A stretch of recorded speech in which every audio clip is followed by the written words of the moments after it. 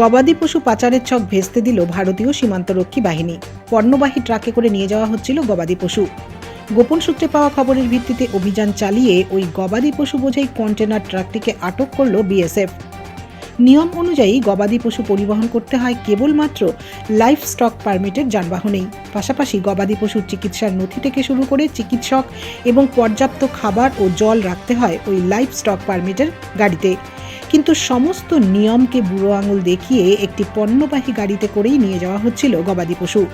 জানা গিয়েছে, উত্তর দিনাজপুর জেলা থেকে দার্জিলিং জেলা হয়ে শিলিগুড়ির ফুলবাড়ি হয়ে ওই পণ্যবাহী গবাদি পশু বোঝাই গাড়িটি যাচ্ছিল জলপাইগুড়ির দিকে। গোপন সূত্রে খবর পেয়ে অভিযান চালায় বিএসএফ। ফুলবাড়ির টোল ট্যাক্সের কাছে চলে এই অভিযান। আটক করা হয় ওই ট্রাকটিকে। উদ্ধার করা হয় 56টি গবাদি পশু। এই ঘটনায় গ্রেপ্তার করা হয়েছে 10 জনকে।